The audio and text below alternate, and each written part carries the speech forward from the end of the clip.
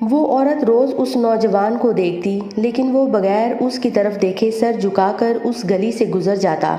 دیکھنے میں وہ کسی مدرسے کا طالب علم لگتا تھا، لیکن اتنا خوبصورت تھا کہ وہ دیکھتے ہی اسے اپنا دل دے بیٹھی، اور اب چاہتی تھی کہ وہ کسی طرح اس پر نظر التفات ڈالے، لیکن وہ اپنی مستی میں مگن سر جھکائے زیر لب کچھ پڑھتا ہوا روزانہ ایک مخصوص وقت پر وہاں سے گزرتا اور کبھی آنکھ اٹھا کر بھی نہ دیکھتا۔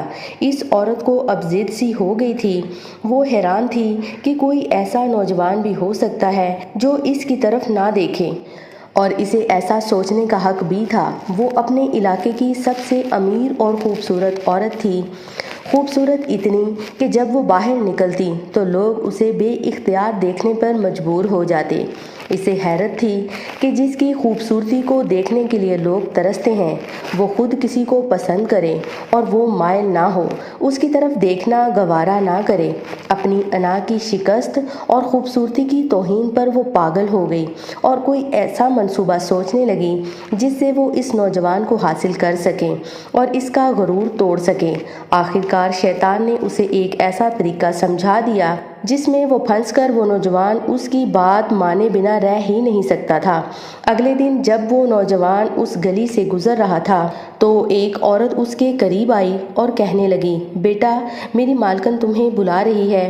نوجوان نے کہا، اماں جی، آپ کی مالکن کو مجھ سے کیا کام ہے؟ اس عورت نے کہا، بیٹا، اس نے تم سے کوئی مسئلہ پوچھنا ہے، وہ مجبور ہے، خود باہر نہیں آ سکتی۔ نوجوان اس عورت کے ساتھ چلا گیا۔ اس کے وہم و گمان میں بھی نہیں تھا کہ جو عورت اسے بلا رہی ہے اس کا منصوبہ کیا ہے، وہ کیا چاہتی ہے۔ وہ تو اپنی فطرتی سادہ دلی کی وجہ سے اس کی مدد کرنے کے لیے اس کے گھر آ گیا۔ اس کے ذہن میں تھا کہ شاید کوئی بوڑھی عورت ہے جو اپنی کسی معذوری کی وجہ سے باہر آنے سے قاصر ہے۔ نوکرانی نے اسے ایک کمرے میں بٹھایا اور انتظار کرنے کا کہہ کر چلی گئی۔ تھوڑی دیر بعد کمرے میں وہی عورت داخل ہوئی۔ نوجوان نے بے اختیار اپنی نظریں جھکا لیں کیونکہ اندر آنے والی عورت بہت خوبصورت تھی۔ نوجوان نے پوچھا، جی بی بی، آپ نے کون سا مسئلہ پوچھنا ہے؟ عورت کے چہرے پر ایک شیطانی مسکراہٹ آ گئی۔ اس نے اپنے دل کا حال کھول کر رکھ دیا اور کہا کہ میری سب سے بڑی خواہش ہے کہ میں ایک دفعہ تمہیں حاصل کر لوں۔ نوجوان یہ بات سن کر کانپ گیا اور کہنے لگا، اللہ کی بندی، اللہ سے ڈرو کیونکہ گناہ کی طرف مائل ہو رہی ہو۔ اس نے عورت کو بہت سمجھایا، لیکن عورت پر تو شیطان سوار تھا۔ اس نے کہا کہ یا تو تم میری خواہش پوری کرو گے یا پھر میں شور مچاؤں گی کہ تم زبردستی میرے گھر میں داخل ہوئے اور میری عزت پر حملہ کیا۔ نوجوان یہ بات سن کر بہت پریشان ہوا۔ اسے اپنی عزت کسی بھی طرح محفوظ نظر نہیں آ رہی تھی۔ اس کی بات مانتا تو گناہ گار ہوتا، نہ مانتا تو لوگوں کی نظر میں برا بنتا۔ وہ علاقہ جہاں لوگ اس کی شرافت کی مثالیں دیا کرتے تھے، وہاں پر اس پر اس قسم کا الزام لگ جائے، یہ اسے گوارا نہیں تھا۔ وہ عجیب مصیبت میں پھنس گیا تھا۔ دل ہی دل میں وہ اپنے اللہ کی طرف متوجہ ہوا اور اللہ سے مدد چاہی تو اس کے ذہن میں ایک ترکیب آ گئی۔ اس نے عورت سے کہا کہ ٹھیک ہے، میں تمہاری خواہش پوری کرنے کے لیے تیار ہوں، لیکن پہلے مجھے بیت الخلاء جانے کی حاجت ہے۔ عورت نے اسے بیت الخلاء کا پتہ دیا۔ اس نوجوان نے اندر جا کر ڈھیر ساری غلاظت اپنے جسم پر مل لی اور باہر آ گیا۔ عورت اسے دیکھتے ہی چلا اٹھی، یہ تم نے کیا کیا ظالم؟ مجھ جیسی نفیس طبیعت والی کے سامنے اتنی گندی حالت میں آ گئے، دفع ہو جاؤ، نکل جاؤ میرے گھر سے۔ نوجوان فوراً اس کے گھر سے نکل گیا اور قریب ہی ایک نہر پر اپنے آپ کو اور اپنے کپڑوں کو اچھی طرح پاک کیا اور اللہ کا شکر ادا کرتا ہوا واپس مدرسے چلا گیا۔ نماز کے بعد جب وہ سبق میں بیٹھا تو تھوڑی دیر بعد استاد نے کہا کہ آج تو بہت پیاری خوشبو آ رہی ہے۔